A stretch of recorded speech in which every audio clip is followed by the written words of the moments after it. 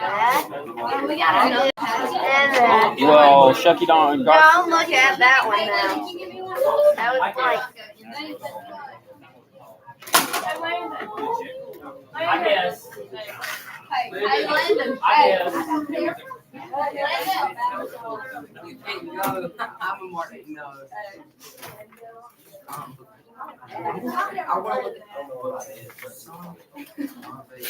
All right. What 10th graders talking about today? Oh, when's our lunch? No, when's lunch? Okay, fair question. Our lunch is at 1:12. Oh my God. You're lying. No. It's normally at 1:05. What time is it? Samesies. No. Yeah. That's literally 15 minutes to eat. Okay, Ashley Ann. I just work here. Okay, you I'm should telling you the have answer. thought through this. You told me in the video.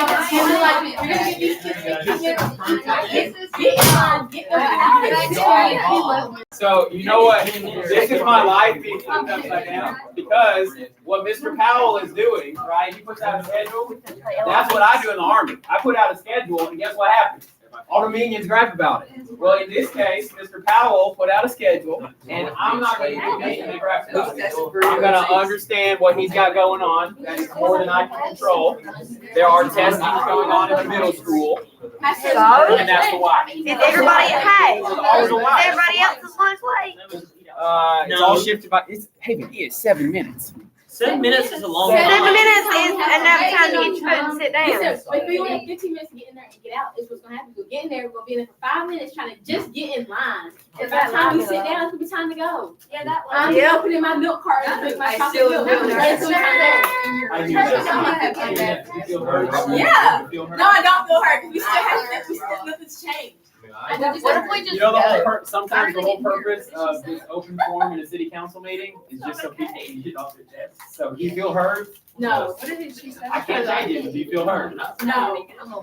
Well, you can take it up with the head shed table. I think Mr. Powell sits kind of right there. I say we start Hey, I have raised a bunch of reformers, right? I've raised a bunch of Martin Luthers in the past, right? So here's what I will give to you, right? My best life advice is roll with it. It just is what it is, and nothing you're going to do is going. Also, with empathy, consider what the middle schoolers are doing today. Middle schoolers don't deserve And the empathy, need for the sympathy. quiet. Why they got their own school? In the hallway. Yeah. Yeah, maybe if we had separate lunch rooms. So what you have on your desk, it says, hey, all right, I got it.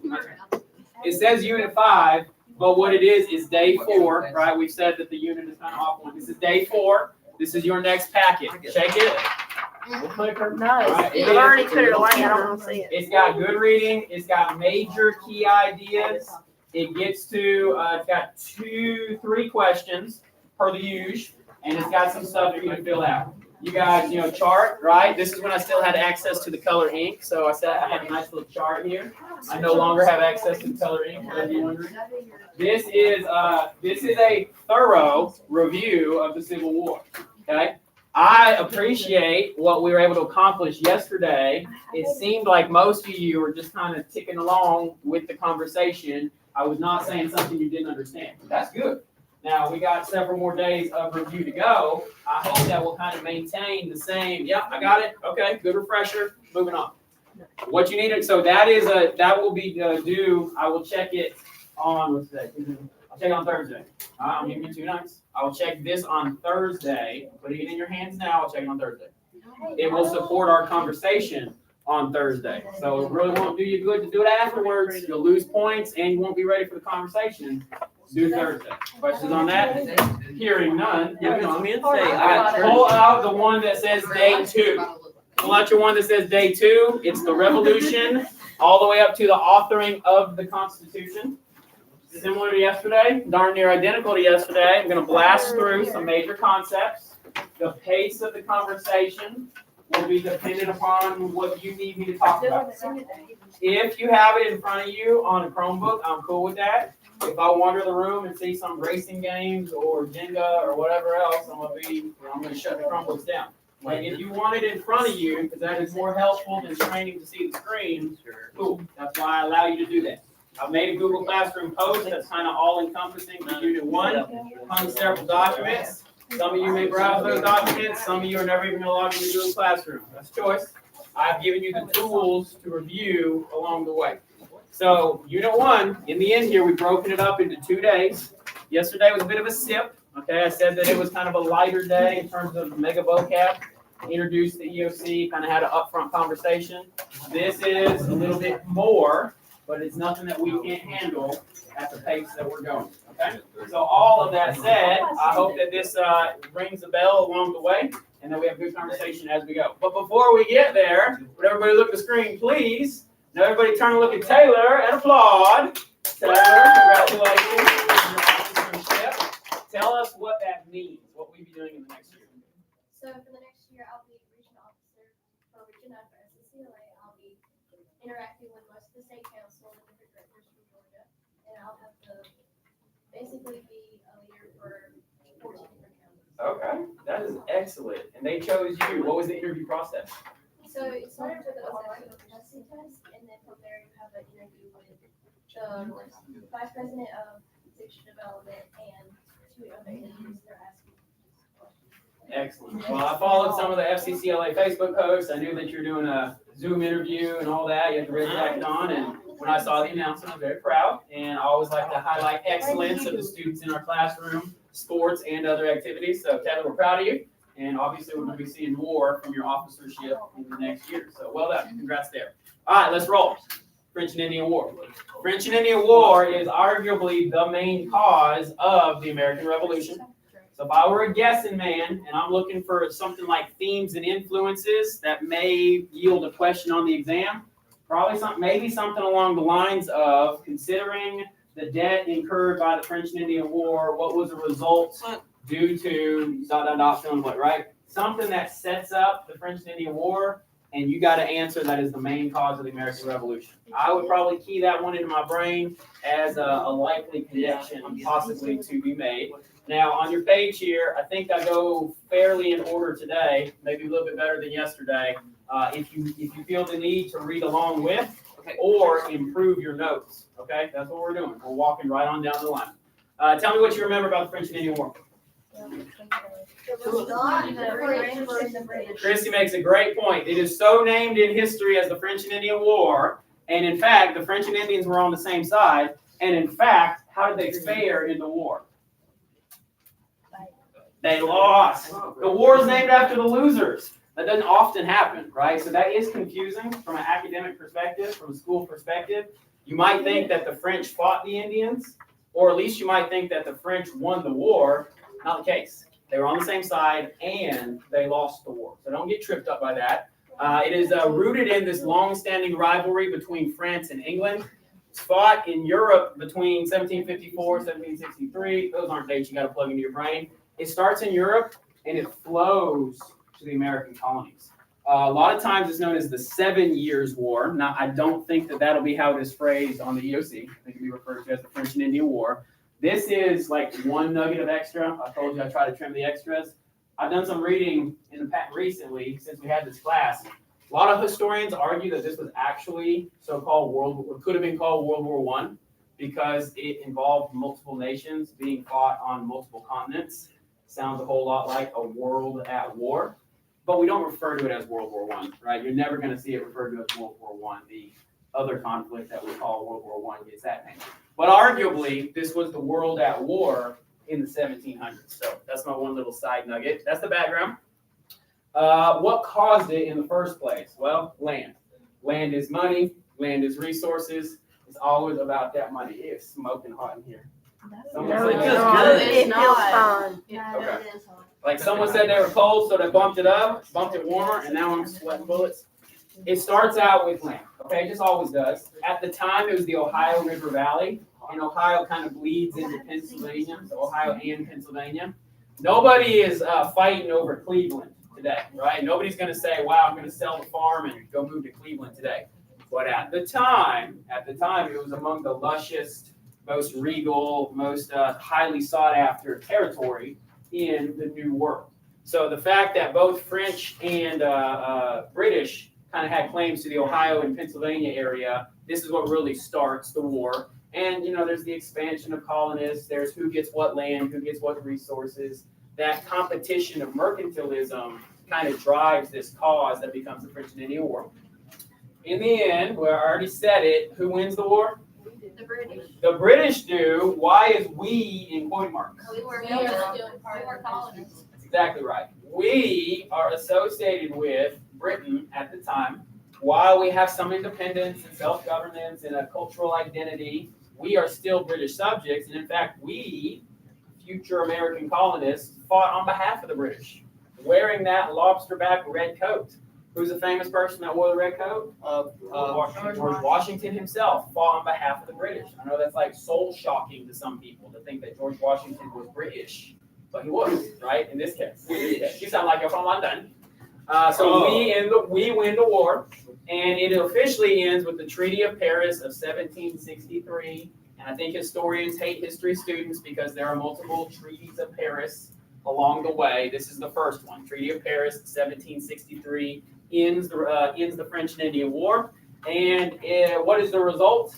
I think the Georgia standards very often look at long-term influences. So this is kind of that big mega connection. It leads to the American Revolution. It is a turning point in the relationship between the colonists and the British. So we worked together. It kind of felt like we were a we until what comes afterwards, the taxation that really begins the road to the revolution, sours the relationship between America and the colonies. So the picture I have there is the American office versus the British office.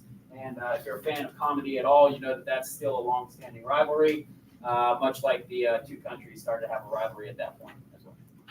Treaty of Paris, 1763, it ends the French and Indian War. What actually results from it? Well, land is divided, and the winners of the war are the British, meaning they gain a lot of land. Look at the before and after. Blue was formerly French territory. You see the crossover, which, that crossover is what really led to the war in the first place because they couldn't agree who held that territory. Well, the result then is how much blue do you see on the right-hand picture? None. That's right. Great Britain makes big gains. Spain is involved a little bit, not exactly in our conversation, but of note, Spain is involved. And the big takeaway is that Great Britain gained a lot of land. They gained significant territory down south. Not the Port of New Orleans, which is a later conversation. We turned the room upside down and talked about how we purchased the Port of New Orleans later. But because of this, the British now have larger control of the colonies. Ooh, that's not good for the seemingly self-independence that we have. And furthermore, they're going to tax the colonies to make up for all the debt that they incurred by the war. This is that withdrawal of salutary neglect. Talked about that yesterday, sunglasses on or off. This is the event that is actually the withdrawing of the neglect, the looking away. Well, now they're not looking away anymore. Now they're going to actually tax the colonists. I gave you the wink, wink. At least in Mr. Mosley's experience, there's probably going to be a question about salutary neglect. So here's the big takeaway there when they started taxing the colonists. And we're going to talk about those taxes here in just a second along the way. Leads to, so the treaty, 1763, make this association now. There's a proclamation of 1763. At least the year is the same, right? At least we can draw that same conclusion about the year. Well, the Proclamation of 1763, tell me about it. Tell me what you remember about it. Americans were forbidden from settling beyond the Appalachian Mountains. Thank you for reading word for word from the text there. What opening question did I give you that kind of related to this? I told you that the president declared something that probably ticked you off. What did I say the president declared? Oh, you're right. To move up 6 months. That's right. If our president in the present day, and I know that's a little spicy because we actually kind of did have some travel restrictions related to COVID. If the president forbid you from traveling where you wanted to, how would you respond? What were your responses at that time? I remember the twins had a really kind of a military type response. Remember what you wanted to do? If the president restricted your ability to travel, fight back. I think y'all said I'm not gonna say that the assassination word. I think you said you'd fight back, right? Some of you said that you didn't care. Some of you said, well, I'd go there anyway, right? That mixed bag of responses is about what the colonists had. This proclamation line says, you shall not pass the Appalachian Mountains. It's an invisible line, okay? It's a geographic boundary. There's not a fence there. There's not barbed wire or anything like that. It's just an imaginary line along the Appalachian Mountains. But what that gives is a tiny little sliver of land. I just can't do the laser on the screen. Tiny little sliver of land that the colonists are confined to. What if grandma's out west? Can't go visit her. What if I just want to explore out west? Can't go do it. What if there's a real juicy opportunity and I want to cash in on some, opportunity to make money? Can't go do it. How did this make colonists feel? Very upset. Anger. Right, just like anger here in the Disney Pixar classic Inside Out. The colonists are angry. The colonists are angry about it. Just like you were when I told you that your ability to travel was restricted. Colonists are angry. It makes sense. Natural human emotion. So picture just a little larger. I want to make sure that we understand that boundary is the Appalachian Mountains. You can see it literally bisects present-day Georgia, because if you're ever going to go hike the Appalachian Trail, it starts in Georgia. I suppose you say it ends in Georgia, depending on what direction you're coming from. And just one more picture here shows the line, and it shows where colonists have to be and where they can't be. They have to stay inside the white. They cannot pass over to the gray. The emotions are everything I just said. It made them angry. British subjects forbidden from setting west to the Proclamation line. Proclamation of 1763, you're mad about it. Every last one of you is mad about it. Results. Overall results are that it failed, right? The king declares this thing. Your parents gave you a curfew, but guess what? Guess what it didn't happen about it? Guess what didn't happen about it is it wasn't enforced. Yeah. Did your mama, were there consequences for that? No, I just put the church that way. Okay, I'm getting real personal here when I talk about parenting and your situation.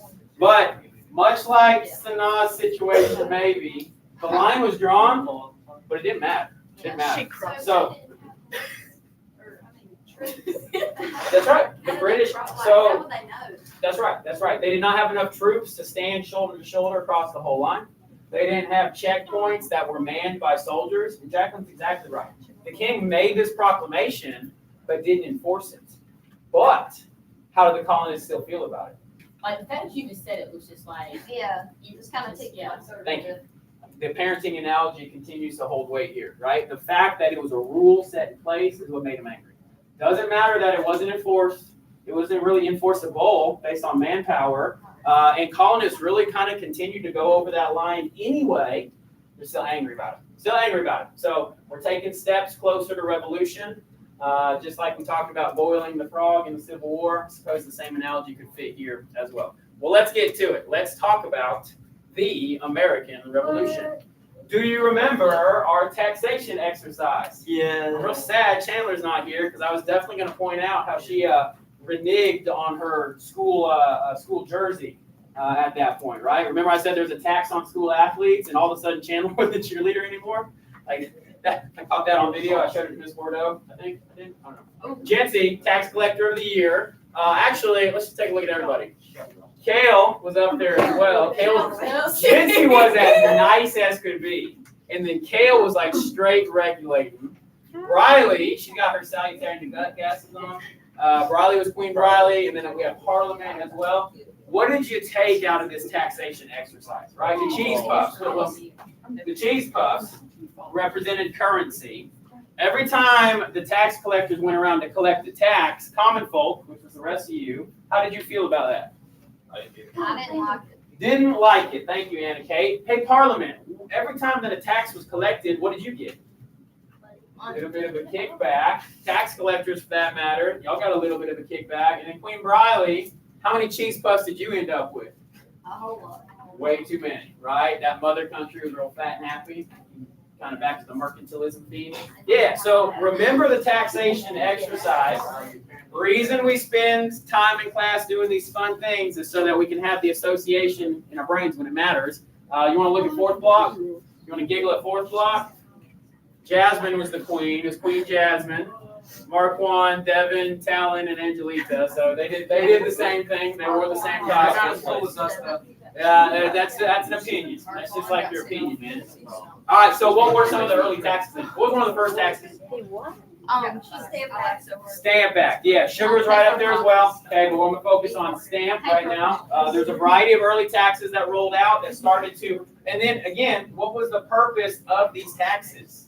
What were they recouping money for? The war. French-Indian War. Yeah, the debt from the French and Indian War. That's why these taxes. So these taxes are practical in that sense. If a government needs to raise money, they levy a tax. Every now, you go to Dollar General, you pay a 7-cent tax. It goes to the city and the state, right? We pay taxes to this day.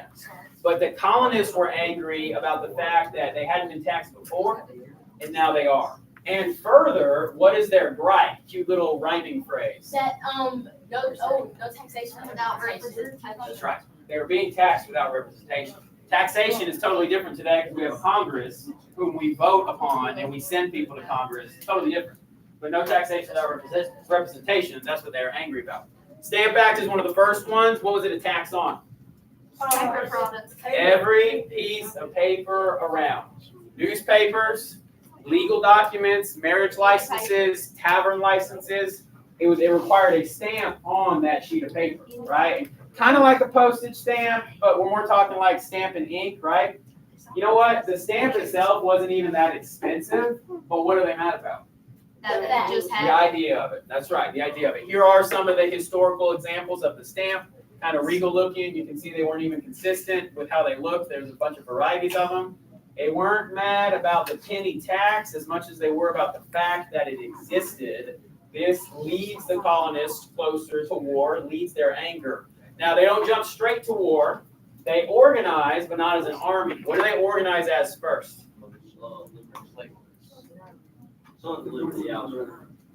Band of patriots in Boston, Massachusetts come together, call themselves the Sons of Liberty. That's right, the Sons of Liberty. Formed in 1765. Now, we always talk about 1776 as that foundational year, Declaration of Independence, Declaration of War. This is 11 years before we go to war. So do you see that it's a long walk to get to war, right? We don't jump straight to warfare. It's a long walk to get to war. Sons of Liberty, what do they do? What are they known for? Attacking tax collectors. and Right, if British we're mad officials. about taxes, then we're gonna attack tax collectors. Now, we had a pretty spicy conversation about a label that might fit on them. What is that label? Terrorists. On the screen right there, terrorists. Why did I call them terrorists? Because they were going against. They did. Yeah.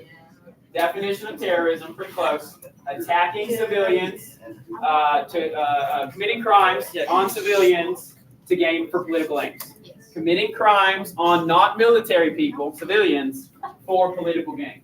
This is essentially what the Sons of Liberty did, especially with the tarring, the feathering, hanging in effigy, burning, breaking. We'll get to the Boston Tea Party. This is what the Sons of Liberty did. They were essentially terrorists.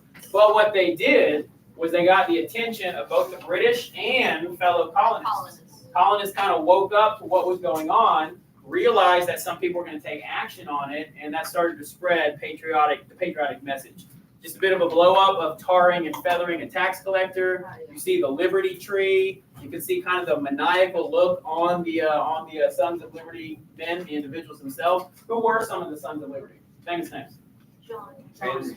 John Adams, Sam Adams, Benjamin Franklin, James Otis, Paul Revere, Give Me Liberty or Give Me Death, Patrick Henry. So these are some famous names that come from the Sons of Liberty. Cheerleader gals, y'all went to Disney World. Did you see the Sons of Liberty, or the Tree of Liberty, Liberty Tree?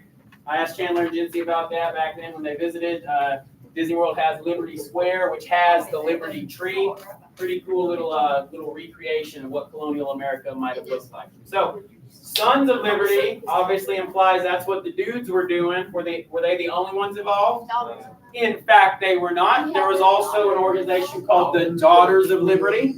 This is a picture of Mercy Warren Otis. Mercy Otis Warren. Irrelevant. How did the Daughters of Liberty behave? They made sense to not rely on British. Excellent. Anna Kate crushed it. Austin said the same thing. Sons of Liberty are doing military type actions, right? Attacks. Daughters of Liberty are doing more passive protests. Especially they are involved in sewing and mending clothing.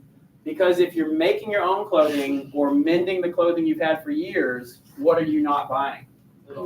British goods, right? So it's kind of an underground grassroots protest to try to prevent the need to purchase manufactured goods that come from England. So this is how the Daughters of Liberty organized. They also did kind of on the side passing of pamphlets, and they hosted their ladies' teas, and they would share the patriotic fervor, all that kind of stuff. They were not involved in the attacks, by and large, the women were not involved in the attacks, but they were involved with this other type of grassroots underground fighting, stuff like that. All right, are we on the same page as me? Computers, are we there? Those of you working on paper?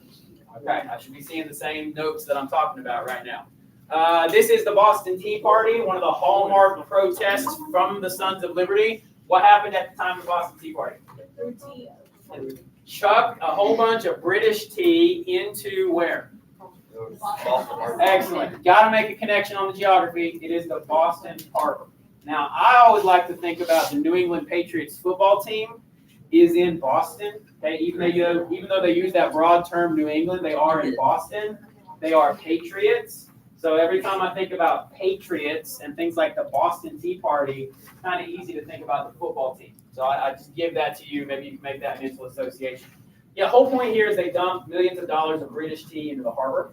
They basically said, we ain't going to buy it. Don't even get it off the boat. Let's dump it into the harbor, make a protest out of it. Now, ironically, yeah, how are they dressed? They were dressed as Mohawk Indians, Native Americans. Why? Why do you think they did that? So then they don't.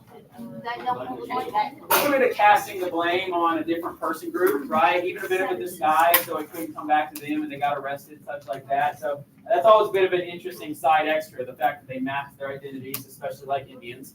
Well, the British can't stand for this kind of rebellion, right? They can't just let colonists dump millions of dollars into the harbor. They're supposed to be controlling these colonists as it is. From the Boston Tea Party, with the connection for you, comes the Intolerable Acts. Yeah, sometimes called coercive acts, but I think that our class language and on the exam, I think you're going to see the word intolerable. Intolerable act. If something is intolerable, what is it? Can't stand it. That's right. I can't stand it. It's so hot outside, it's intolerable. That food is so salty, it's intolerable, right? Something I can't stand. Well, this is the nickname that was given to these actions by the colonists. And these actions are four big things.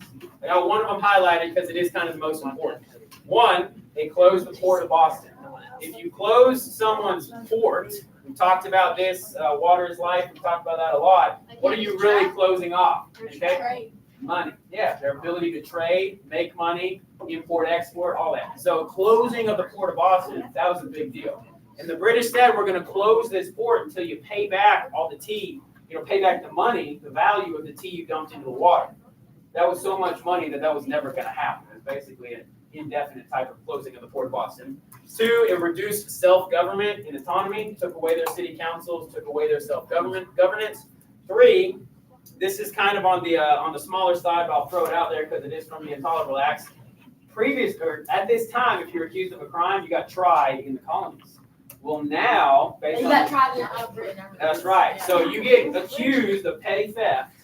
You get put onto a prison ship. You wave goodbye to your family, and realistically, do you expect to ever see him again? Yeah. So that is a big crankdown on law and order and the justice system as it related to the British and the colonists. And then four, they must quarter troops. Knock, knock, knock. Excuse me, miss. I need you to vacate the house because we're staying here tonight. Smells like you got some food on the stove too. We'll be having that as well, right? You have to quarter troops, which turns into our Third Amendment in the Bill of Rights, right? We were so angry about this. Today, you'll never quarter troops. Third Amendment today, I won't say it's irrelevant, but you guys will never have troops knock on your door and demand quarter. It's not going to happen in America today. But at the time, it was such an important thing to us that we put it in the Bill of Rights. So overall, this was designed to discourage colonists from resisting the British authority. Instead, it brought them together, right? It was designed to put them down, but instead it brought them together, right? Under adversity, the colonists came together. If you're on the fence about potential rebellion, hey, maybe we can just get along with the British, stuff like this really puts you over onto the other side. Now you're going to be in favor of resistance and rebellion. So that's messed up. Committees of correspondence. Okay, a bit of a vocab term. It's on your page there. The committees of correspondence, I want you to think about it as your text group, right? What do you guys call it? A chat group? You got all these different chat groups on Snap. Group chat, yeah, whatever, right? Group chat. I'm old. I don't know your lingo. I want you to think about your group chat as a committee of correspondence. These days, it is so hard for us to understand that you can't send, back then, they couldn't send messages instantly. Today, you whip this out, you bang, bang, bang, bang, you make a couple typos even at that, right? You click send, and somebody understands your message instantly. Well, at the time, of course, it's not possible. The best you could do was the speed of a horse carrying your letter. Committees of correspondence started in Boston, proposed by some of these key sons of liberty, Samuel Adams here in particular. What they wrote about was their gripes related to the British, and it gave them a common message, right? Instead of your opinion, your opinion, your opinion, this brought all the messaging together. It spread throughout the other colonies, started in Boston, but spread throughout the other colonies, and it kept everyone on the same page. In essence, it was a propaganda campaign because they weren't always writing the bare bones facts. There was some exaggeration going on. There was some fiery language, some persuasive language, trying to rally the patriot cause, trying to make the British look a little bit more devious than, trying to make the British look really bad, right? They built up things like the Boston Massacre. They built up things like the Boston Tea Party, the Intolerable Acts. Committees of correspondence, that was their purpose. This is Sam Adams, and how do you know him today? You guys don't know him, but when you're 21, you might know that he has a beer company, right? Sam Adams beer, it is that Sam Adams. Leads me to, I know I'm going rapid, right? Some of you think I'm going too fast, some of you think I'm going too slow. That's the whole point of review, right? We're last week's review here. Leads me to Thomas Paine and Common Sense. Thomas Paine is the author. Common Sense is the pamphlet. It was a small pamphlet.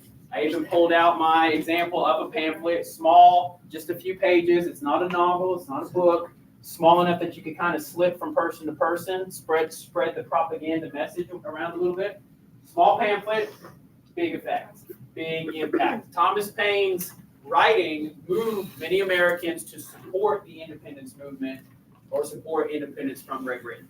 So another one of those, if you were on the fence, if you weren't quite sure about the independence movement, Thomas Paine's Common Sense really brought you to the other side. He's a very persuasive writer. He used logic. Okay? He actually didn't just use fiery language. He used logic to lay out a case for why the Patriots should support independence from the colonies. And here is that logic. Now on your page, I think there's the 3 bullet points, and I want you to write all of these down. 1, this is very logical. The Atlantic Ocean is too big for England to govern America, especially in the day where ships had to come across the ocean carrying messages, carrying supplies, no airplanes, no internet. The Atlantic Ocean, too big for a small island country to govern anything in the New World. Feeds to the next one, an island can't rule a continent. It's very ironic that pipsqueak Britain over here really spread its flag all over the world, but by itself, it is just an island. That is not even connected to any other landmass in Europe. England is an island. Pointed that out on a map several times before. So how in the world can an island rule a continent? That's one of his logical appeals. And then finally, under the language of mercantilism, if Britain is so-called the mother country, by gosh, she's a really bad mother. The way that she's treating her children or her colonies, that's not what a caring parental figure would do. So if Britain is the mother country, she's a really bad mother, and we got to break away from that. This gives us the right to declare independence because she does not have our best interests in mind. Now, maybe Britain would say that the kids are the problem, but that's a different logical appeal for a different day. All right, let's pause right there. I see us droning a little bit. Let's take the long walk. We're doing fine on time. Let's take the long walk. Little brain break, whether that's your phone or the bathroom. When we come back, we'll keep chipping.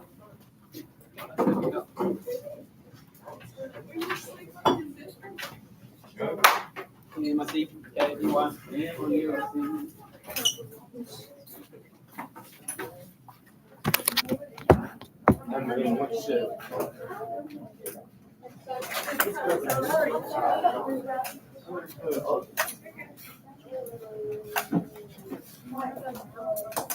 Oh, you want to go now?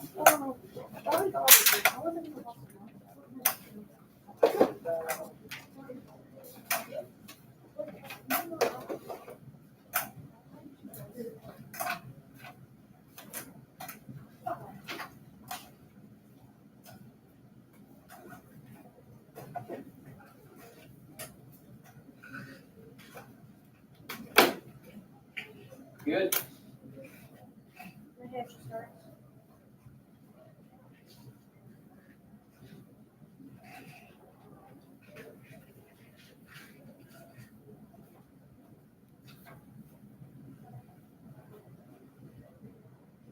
How much is the EOC on our grade? 20%. Quite a lot. So if I fall on this test, Mm-hmm. I will most likely, if I fall on this test, I will most likely have to do the different class. Let's not think like that. Let's think that you're going to make the same grade you've been making, I'm going to hope which so. is typically what happens. Typically what happens with students. They basically tend to make their class grade. You have 85, make in that neighborhood. 95, make in that neighborhood. You have 75 in that neighborhood. So if I make like in the 90s, like say I'm making 97, my grade's going to stay at 97. Yes. Yes. If you want to keep your grade, then make your grade. Very rarely, let's say someone has a 75, they're probably not going to rip off like a 95 on the EOC. But if you want to keep your grade, then make your grade. I want to show that.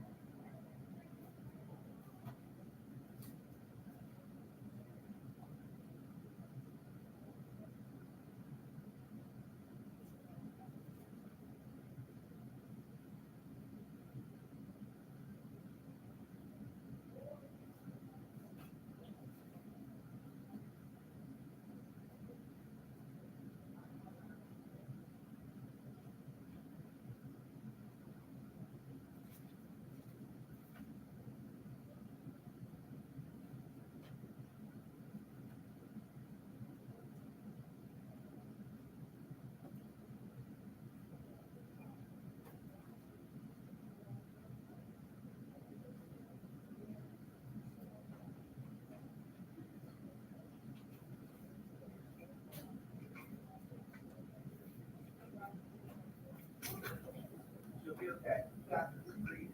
Breathe. In through your nose, out your mouth.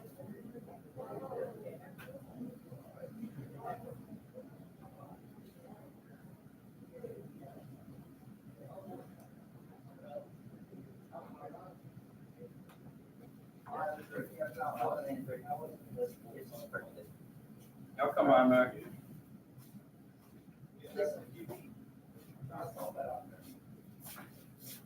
Mr. Swanson, it's not good to kiss on the first date, is it? Yes, it is. I do it all the time. You're trying to get me on record or something? See, Garrett, they said I'm scared to kiss on the first date. That's not good. I do it all the time. You have parents that. Who's? Your parents. Have parents that. No, Miss Swanson, I Swanson. saw you mowing grass yesterday. Did you? Yeah. That's true.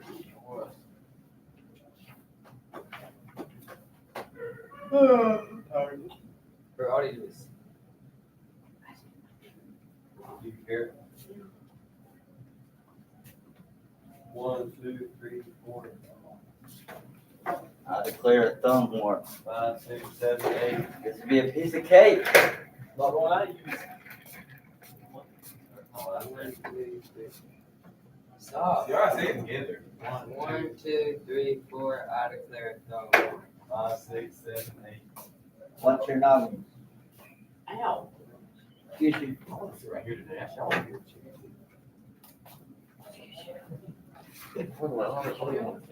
Why are you sitting back there? You can't. Sit back here for 3 seconds. You'll watch out. What, you're bringing the whole chair? I know. Move. I'm cool.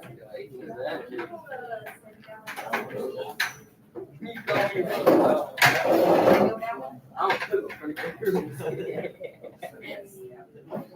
gonna sit right here. Here, you can sit in my seat. As I said, we can go over it together today and then. That's why you make me do all these things with Taylor. That's what led her on. That's why she loved me on the first day. Cause you made me hold her hand. You need to watch it now. What? That's a strike. 17. Thanks. Yeah, there's arm kick. Yeah, blame that on you. What you gonna do?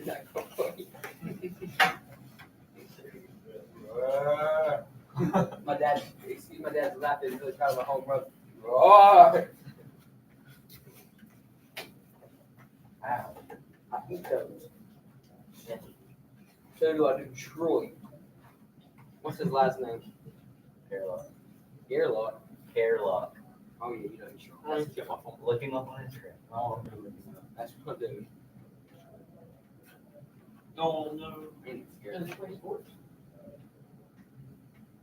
He's probably scared too because they don't go take a Troy, hairlocktraining.com. This dude, bro, he's a piece of cake. Let me see. He's got the right one. Super scary. You need to look at that. Go find the one where it's looking like, that's on the right here. Yeah, it is. Look it up. There's nowhere you can do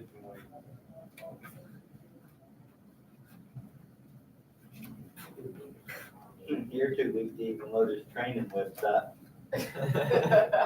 What? It's a training website. Yeah, mine's not loading You're too weak also. either. I'm gonna go look it up. Look up his Facebook. That's a good deal. Run.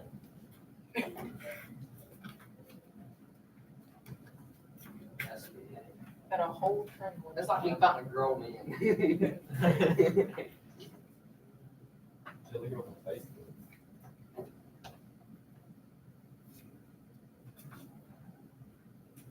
I mean, I think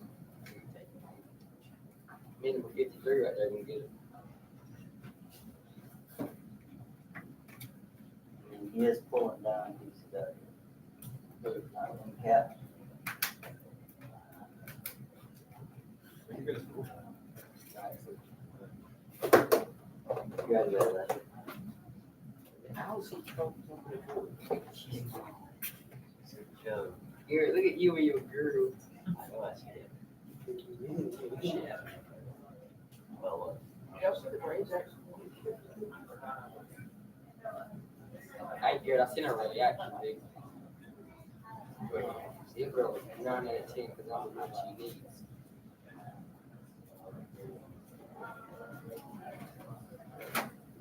Not too good. I'm 18 out of 10.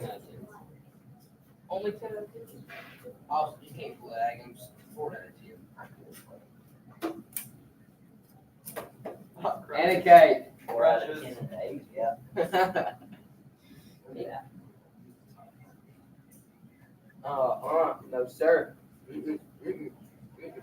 You got your wristband? Mm-mm, I do. 4 of them.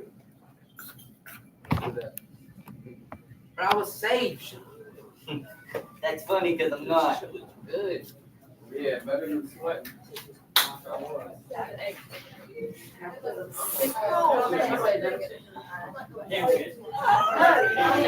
Hey, yes, you have a chance. He said he'll be here.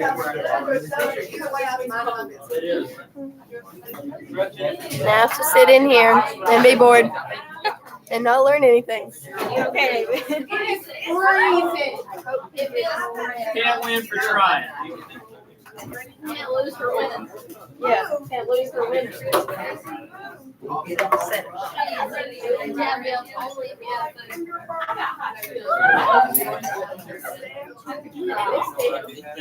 so yeah, while you guys were out, I did a real quick rearrange of the cards here. And when you get when we get to a point of having some time left over, we'll go to the gym. We'll play that card game you guys like to play. Matching on either side. All right, we've had fun with that. Yes, So I'll rearrange the cards and just hang with me as I talk through some of this because I'm gonna turn it over to you at that point. All right, moving right along to the committee. Today? Huh? Today? Probably. We got time. Committee of five. Okay, committee of five.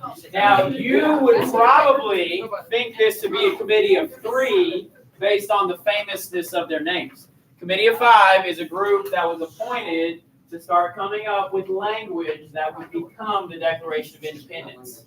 Here are the five names: Thomas Jefferson, Benjamin Franklin, John Adams. You recognize those three. You probably don't recognize Robert Livingston and Roger Sherman. I don't know why they got left out of the famous circle, but it's a committee of five, even though the three names are probably the ones that stand out. And then at that, who authored most of the Declaration of My Independence? boy TJ. Our boy, TJ, Thomas Jefferson. So, committee of five, hey, think about it. When you're in a big group, could this group come up with an agreed upon single sentence about No. anything? Yes. Heck no. Much less a very lengthy draft that is the Declaration of Independence. That's why the delegates chose 5 people to start working through it. Declaration of Independence, inspired by common sense, adopted on July 2nd, but officially signed on July 4th. That is why we celebrate the 4th of July and not the 2nd of July. A lot of these ideas were not new, but they were finally written down. First time that these ideas were actually being written down. That is what is so revolutionary about it. Here's a picture of the big three. Thomas Jefferson standing up, John Adams in the middle, Benjamin Franklin on the left-hand side. Committee of 5, but there is the big three. And I love this little fact here. It makes me feel like I haven't done anything in my life. Thomas Jefferson wrote the Declaration of Independence when he was 33 years old. Here I am, older than 33, and I've done nothing in my life. I do like to imagine that if Thomas Jefferson were like you, he probably was cramming on the night of July 3rd, 1776. Like, oh crap, that's due tomorrow. Or even coming in before the bell rings, jamming it. Older than 33. 38. But younger, Almost but, 40. but unable to run for president. So there you go. Oh, Older than Thomas Jefferson, 34. not old enough to run for president. 38. You may remember this as the best breakup letter of all time. You may remember that I found a love note in class and I started reading it out loud. And whether you want to admit it or not, some of you fell for it. Until a certain point, you probably started to realize I was reading something very similar to the Declaration of Independence. And I do like to call it the best breakup letter of all time because that's basically what it was. Declaration of Independence wasn't just a gripe. It was actually very logically laid out. They cited grievances against the king, and you may say that that's pretty similar to a gripe, right? They cited ways that the king has done the colonies wrong, but they also cited ways that they had tried to reconcile. So here's my complaint. Here's how we've tried to fix it. Here's how the king still hasn't responded. And by the way, at this point, it's time to break up. It's not me, it's you. We are declaring independence. So pretty good summary of the Declaration of Independence. It wasn't just a gripe. It was actually very philosophical. It cited legal reasons, gave complaints, gave reasons, and ultimately concluded that declaring declaration was the only right thing left to do. Now, my world historians take it back a step. What political philosophy greatly inspired the Declaration of Independence? Got a light bulb over your head? What'd you say? What political philosophy and style of thinking greatly influenced the Declaration? People. Got a light bulb over my head? No. In light bulb mint? Enlightenment. Thank you. Enlightenment, right? So that's fine. If we need to refresh, here we are. Enlightenment thinking was new to the time period. It is revolutionary in its thought because it gave authority to the governed, not the governors. It gave authority to the people, not the kings, queens, monarchs in power. And much of the language of the Declaration of Independence actually comes from some Enlightenment thinking and writing.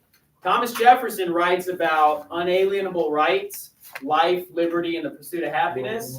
Well, our boy John Locke, a couple years earlier, he wrote about life, liberty, and property. And Thomas Jefferson, with a typo there, writes about life, liberty, and pursuit of happiness.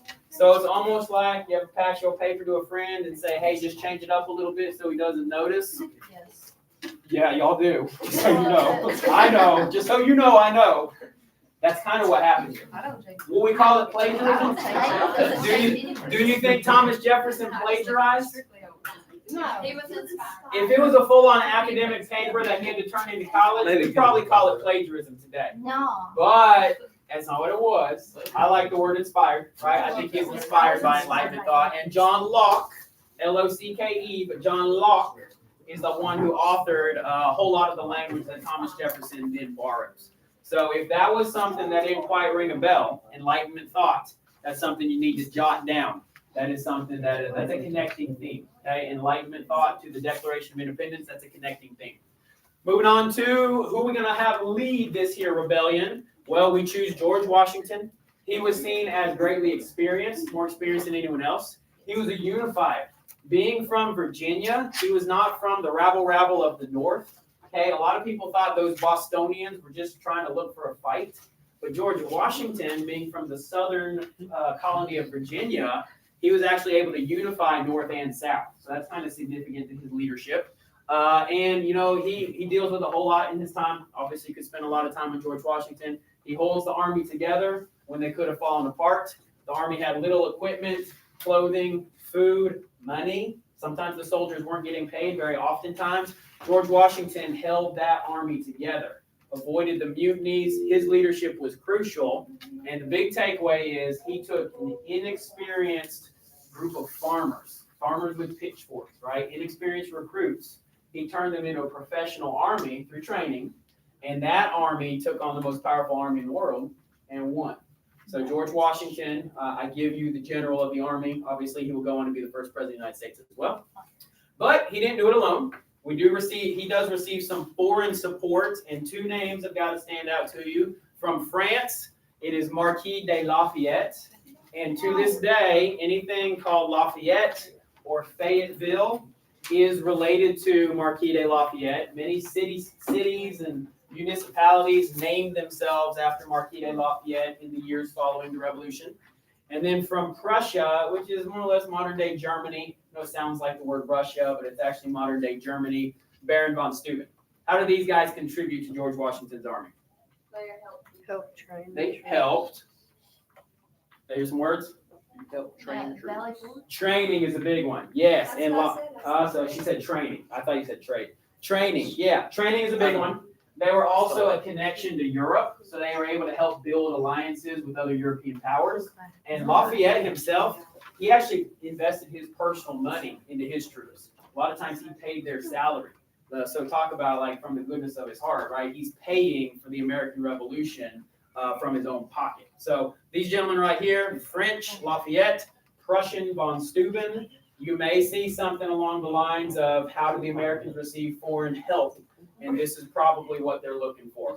I would guess that this type of question, if I were guessing, man, I would guess that it might be a drop-down kind of a thing, right? Reading the sentence, and then you got the drop-down, and it probably have some, you know, if there's four names, but it's talking about foreign military aid, it's going to be one of these guys right here. These guys right here.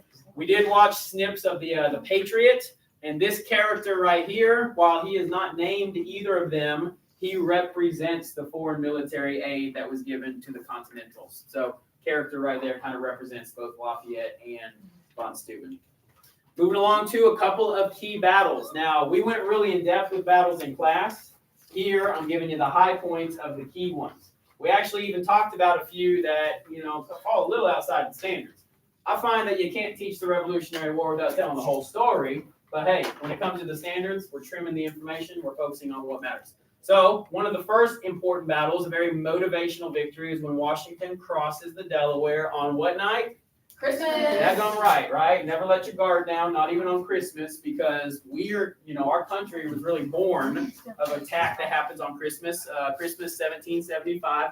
I like this picture being a little bit more accurate. The whole round bottom boat going through the ice floes, George Washington all regal, relatively inaccurate, right? That's the artist's depiction. This picture, however, is a little bit more accurate. We would have known that they had flat bottom boats. It would have been a blustery night. Those large ice floes are not exactly what was in the Delaware River. George Washington, instead of that regal pose, which you ever tried to balance in the bottom of a boat, probably wasn't going to hold that regal pose. On a flat bottom boat, maybe a little bit more realistic. Anyhow, before they make the attack that night, he sends out a letter to all his troops, and he signs off with victory or death. That's part of his motivational appeal to the army, right? He was an inspirational leader. His leadership held the army together, and he said, guys, I'm in it with you, okay? I'm on this boat just like you are, victory or death. Let's go win a battle.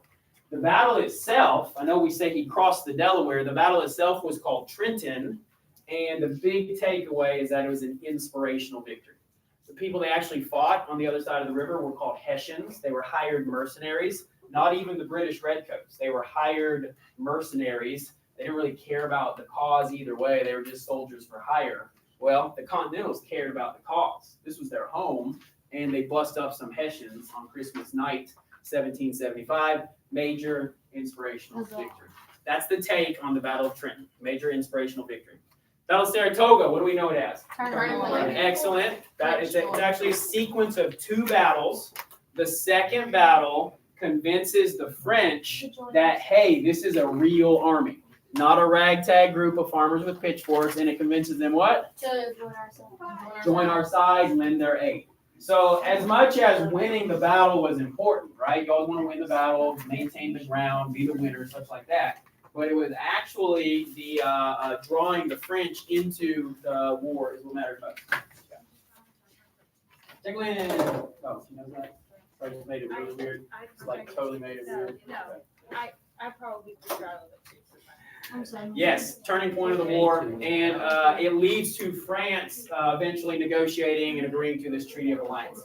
I want to throw in here, I don't have any words on the screen or anything like that, but in France at this time was none other than Benjamin Franklin. You might think that Benjamin Franklin, you're like, that's an old man, he didn't fight in the war. You're exactly right, he didn't fight in the war, but in France, he was a key negotiator who actually kind of sealed the deal on this alliance. So Benjamin Franklin being in France, that's pretty significant. Obviously, he's one of our founding fathers, a key diplomat, sealed the deal on this alliance with France. I heard this one a little bit ago. Anna Kate, what was the brutal winner? Valley Forge. Valley Forge, yes. So Valley Forge, you should always associate with the snowflake. This was potentially a low point for the fight. Potentially a low point the whole revolution. Ragtag group of farmers, can't get paid, don't have shoes.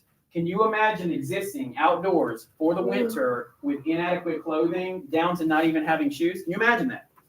Let me tell you, you can't, because you've always had a home to go into. You've always had clothing. Everyone's circumstances are different, but you have not been outside for the whole winter without shoes. I promise you that. So imagine what these men did to secure your original freedom. They wintered in Valley Forge, Pennsylvania, one of the harshest winters on record. Some people say it was actually at the end of an ice age. So, whoa.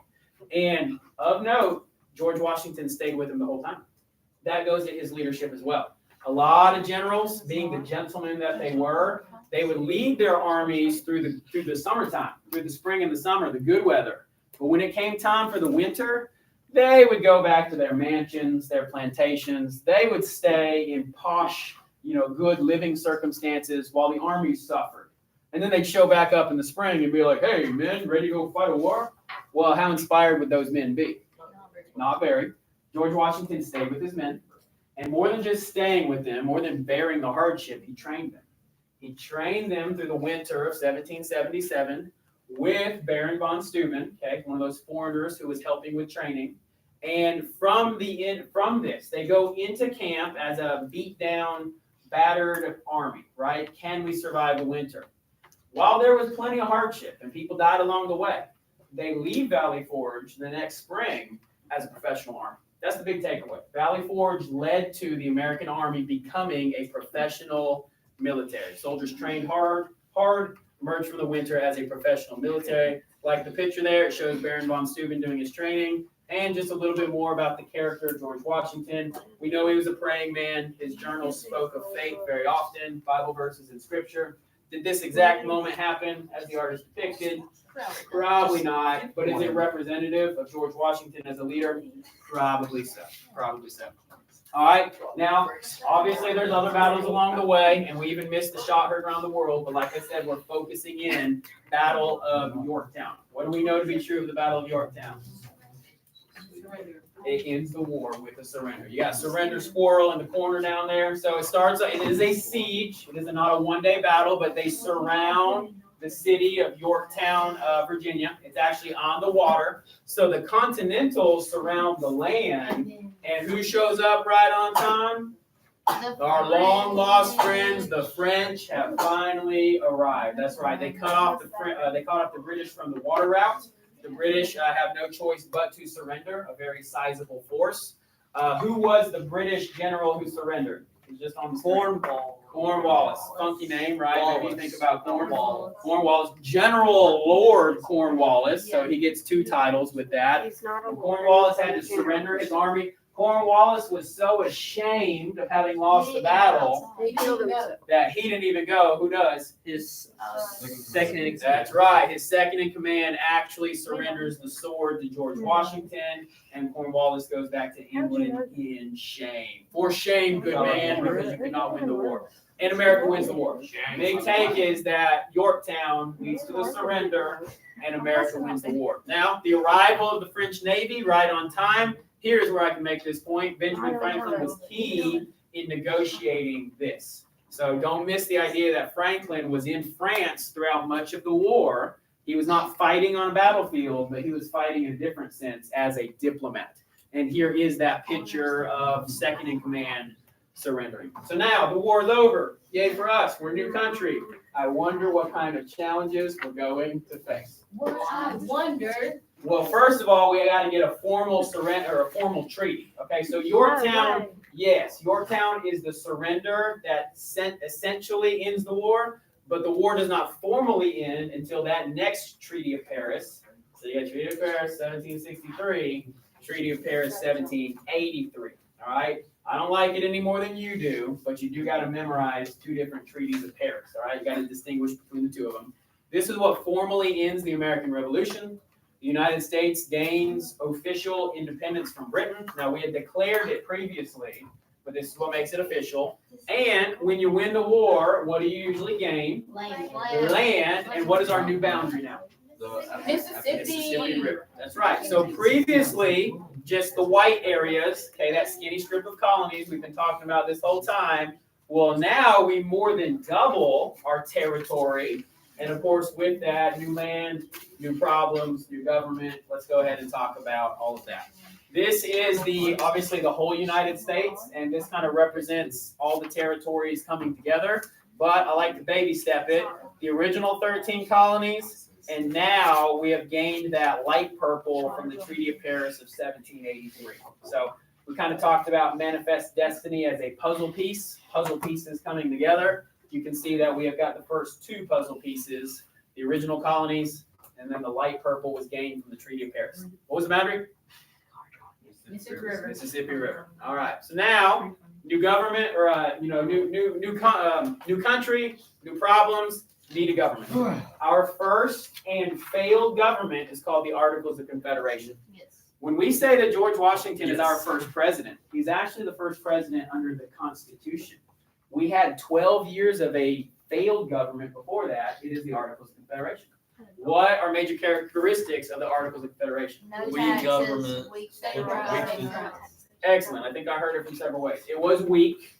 It valued a decentralized federal government and the states having more power. Why were we scared of a strong central government? we just got out of that. Exactly right. You 2 are crushing it today. We just left a kingship of a monarchy. Why in the world would we empower another central government?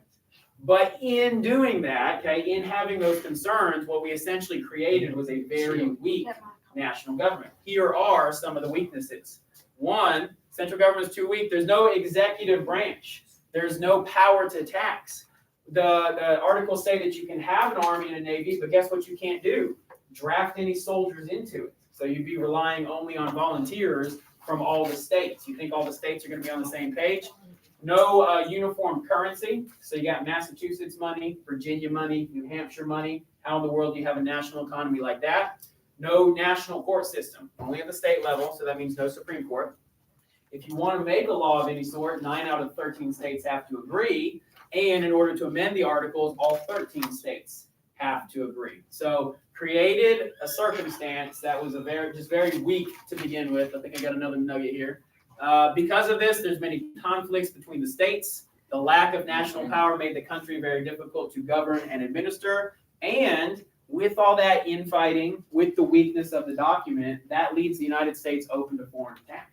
Other countries are prowling, and they see the weaknesses of this basically non-central government. There isn't a central government, so they might be ready to pounce. They might be ready to take on the United States during this time period. So, Articles of Confederation, a failed first government.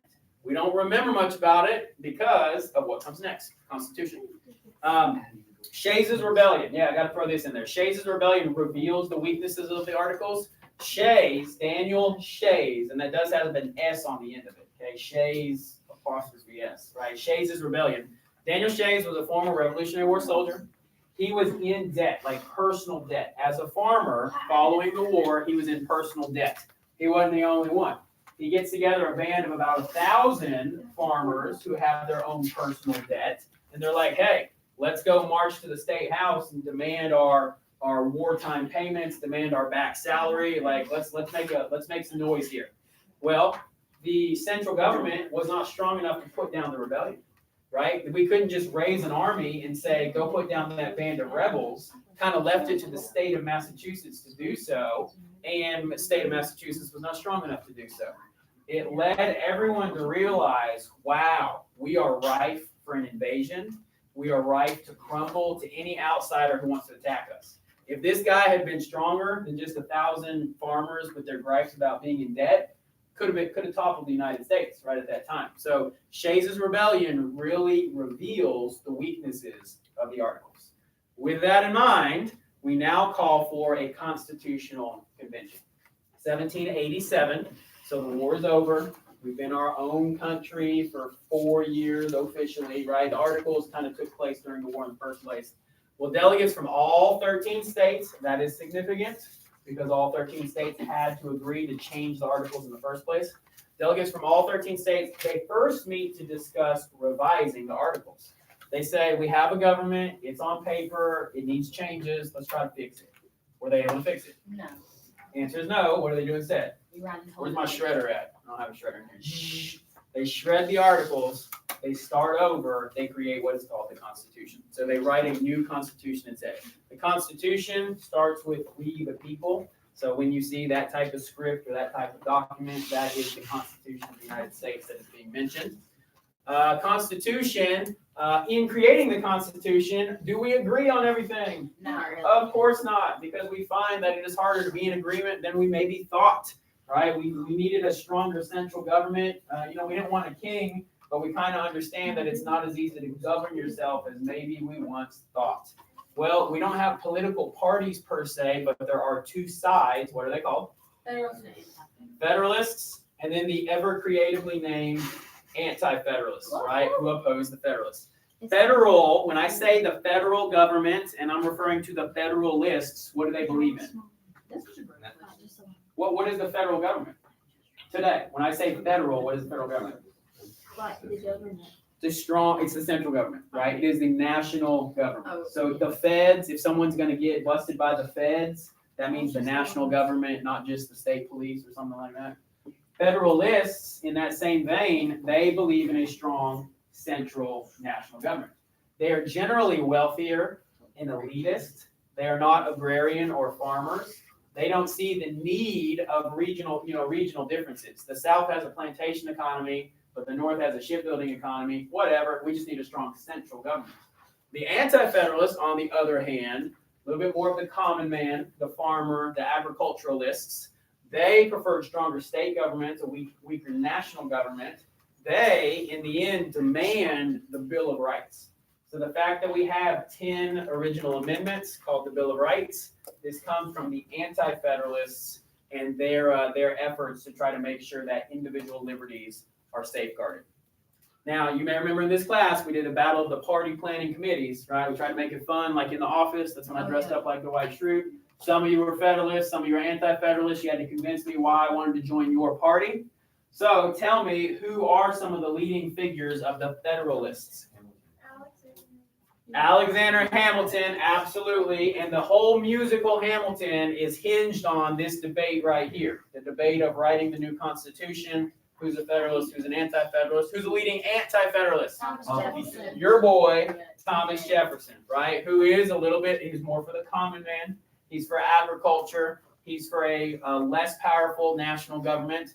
Ironically, in his presidency, he's going to find that he needs to make some strong decisions, even though it kind of goes against his original beliefs. He would have not been able to buy Louisiana, the purchase, if he hadn't gone against his original beliefs. So, leading figures, Alexander Hamilton, he is that iconic Federalist. Thomas Jefferson, he is that leading Anti-Federalist. Here's a couple more in the cast of characters. Federalists include Hamilton, Madison, and Jay. James Madison, future president, gets called the father of the Constitution. He authors most of the Constitution. So whereas Jefferson authored most of the Declaration, Madison authors most of the Constitution. He's called the father of the Constitution. Leading Anti-Federalists include Patrick Henry, George Mason, the Adams cousins. George Mason we haven't talked about previously, but he's got a university in Virginia to this day. These are the leading Anti-Federalists. Well, at the Constitutional Convention, one, they're debating the strength of the central government, but there's also the tug and the pull from the different size of states. What was the issue between large states and small states? How many representatives? Representations, that's right. What did large states favor? More of the population. Representation based on population, because it suited them. Virginia, being one of the largest states in the Union at the time, I shouldn't say the word Union, largest states, one of the largest states at the time, they said, let's just do it based off population. I will always have the most representatives. That works for me. Well, New Jersey, on the other hand, smaller state, smaller population, they were going to come on the short end of that stick. So what did smaller states start to say? How did they want representation? Even Steven, right? 2 representatives, 2 for Virginia, 2 for Delaware, 2 for New Jersey, 2 for everybody. So this is codified in what is known first as the Virginia Plan versus the New Jersey Plan. Okay, everything I just said fits the Virginia Plan, favored by large states, the New Jersey Plan, favored by small states. Population for representation, equal representation, 2 for everybody. Well, when you have 2 plans and you can't really split the difference, what are you going to have to do? Compromise, right? Great life principle for you. If you ever have at odds with somebody in your life, you're going to have to compromise in some fashion. Well, at the Constitutional Convention, we come up with what is known as the Great Compromise. It takes both plans and makes one of them for each house of our government. Bicameral legislation. Okay, this gets a little bit into government, which this is not a government class, but bicameral legislation means that there's 2 houses. The lower house is what today we would call Congress, or the House of Representatives. Congress is a word that fits all of them, but at the same time, sometimes we refer to the House as Congress and then the Senate as Senate. So the House of Representatives, that is based on population. Bring it into the world today, when we have big states like Texas and California, they have a lot of representatives in Congress. Georgia has 6, Oklahoma has 5. Some states have only 1 congressman and 2 senators. So a state like Delaware, I think, has 1 congressperson, but 2 senators. So Congress and representatives, or the House of Representatives, based on population. The other half of that, the former New Jersey plan, gives equal representation to all states in the Senate. 2 senators, to this day, every state has 2 senators. So everything I just said, sometimes some states have only 1 congressperson, but 2 senators. That is due to the Great Compromise. How does this fit? Bills being passed into law, they have to pass both houses. So sometimes the House of Representatives will be all about a particular legislation, but there ain't no way it's going to get through the 100-person Senate, and vice versa. This is called checks and balances. This also goes back to that Enlightenment thinking. One of the Enlightenment thinkers named Montesquieu, he was all about checks and balances, separation of powers, also leads to the legislative, executive, and judicial branches. So that was Montesquieu's kind of in our original conversation. Goes to show you this, New Jersey plan, Virginia plan feeds the Great Compromise. Another compromise that happens at the Constitutional Convention is it's related to representation, but the issue is how to count African Americans. What region of the country had a bunch of slaves? The South, right? You guys got that? We walked through the Civil War. We understand that. The South had a bunch of slaves. Well, if you're a Southerner, then by gosh, you want every slave to count for population. That's going to increase what do you get? More votes in Congress. That's right. Every African American slave, they're not a citizen, they don't vote, but by gosh, we want to account for representation. Well, if you're a Northerner, of course, that is bomb. You don't want that to happen at all. Northerners want 0 African Americans to be counted for population. Well, of course, we got to come to the middle and have a compromise again. And what this compromise is known as is the 3/5 compromise, meaning 3 out of every 5 slaves will count for representation. Not split right down the middle. I don't know why it wasn't the 2.5, the 2.5 compromise or whatever, but 3 out of every 5 slaves will count as representation.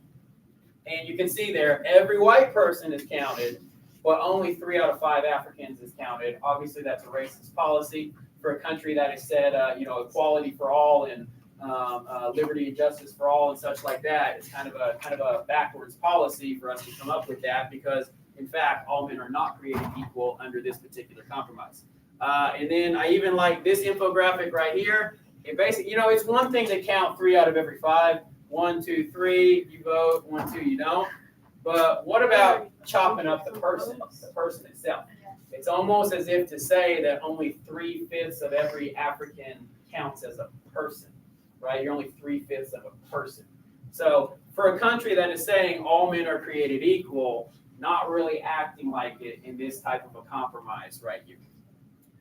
What's next? Amendments. All right. Yep. This is the round out here. So the Constitution is passed, but the only way the Constitution is passed is with the guarantee that there will be 10 amendments to it, known as the Bill of Rights.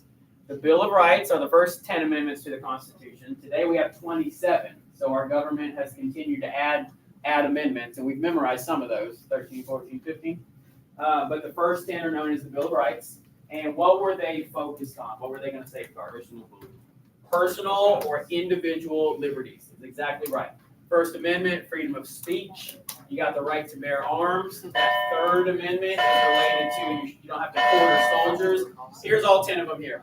If I was a guessing man, I would not guess that any question would say, what's the 6th Amendment of the Bill of Rights, right? It is not a memorize all 10 of them type of situation. Rather, you need to know the overarching idea of what the Bill of Rights means, and that it safeguards individual liberties. So don't bother memorizing all 10 of them, although some of them are pretty common sense, first and second being chief among those. But you need to know for sure that it's all about safeguarding individual liberties. That rounds out Unit 1. What are your questions? Yeah, I do. The air conditioning. Cool. Freedom of speech. Yeah. 2, right to bear guns. Okay. 1, 2. Okay. 3, no quarter soldiers, either soldiers. I don't know 1 for 4. This is a song I remember learning out in 3rd grade. You guys teach me good stuff all And the then time. 5th is that's like the 5th, something like I that. plead the 5th. Yeah. Anyways. And then 6 through 9 is all about trials. What's And number 9? Number 10, 6 through 8 is about the law. Number 9 says that people keep all other unmentioned rights, and number 10 says, by the way, anything else we haven't mentioned will be ruled on later. Basically, it's called the Elasticity Clause. All right, hey, that was the Blitz review. We did good on time. Let's talk about the 3 questions. So, not going to piecemeal it as slowly as we have before. This is an example of just a basic multiple choice question. Okay, it's called selected response. It's not a technology enhanced or anything like that. Question says, what did the Intolerable Acts seek to do? What are we going to come up with? Intolerable Acts, I immediately think about what? Taxes. Yeah, okay. Alcohol. Boston. Okay, intolerable has to be associated with Boston, Massachusetts. So I'm going to give it to you. It's B, all right? A, C, and D are correct, right? If you're reading these options, you might say A, C, and D are correct. That's true. But the Intolerable Acts, are about Boston, Massachusetts. We've got to make that association. Next one here. This one, obviously, requires you to read a little bit of the excerpt. When you read this excerpt, who is this by? Oh man, I feel like we just talked about him in the review. What type of a thinker was he? Critical. And enlightened. Enlightenment thinking, okay? And I said that he was the inspiration for the plagiarism of what document? Pursuit of happiness fits into the Declaration of Independence, right? Thomas Jefferson largely used the language of John Locke. You might say plagiarism, Enlightenment thinking. So the question then is, which of these political ideals from the Declaration of Independence is best supported by the excerpt? I'll give you another, these questions today are a little bit sharper than the questions yesterday. B, C, and D, those are true statements. They are. B, C, and D is incorporated in the Declaration of Independence. However, best supported by this excerpt, equal. This excerpt is about equality, okay? So while you might agree that governments are created by men to provide education and safety, all changes made to government should be accomplished after much thought and consideration. When a government abuses its power, its citizens have the right to rise up and change governments. True. This excerpt is related to equality. Last one here, it's a two-parter. I'm just going to show you the answers here. You got to do some thinking about the numbers, okay? This might be a good time where you go to your scratch paper and actually write some stuff down. But you got to get to the idea that enslaved people are only counted as 3/5 of a person. And from that, part B here, Southern states kind of padded their numbers from it. They didn't get to count every single African, but they didn't count 0 of them either. And that means that inflated their numbers a little bit. So those are the 3 questions that were in your page there. Clicking past these. Boom, boom, boom. And here's what I need to do. Before we go play that card game, and we have plenty of time to do it, I need a big, fat paper handbag party. So the more helpers I get, the sooner we'll go play the card game. Thank you. Thank you. Here you go, Rob. Thank you. How does he keep winning? Thank you. I literally have it. Don't lose or don't fail to take your day 4 packet. You got 2 days to do it. I feel like some of you were doing it in the past hour. And as soon as we're done with that, as soon as you're done handing stuff out, we'll go play the card game. Hey, that other one.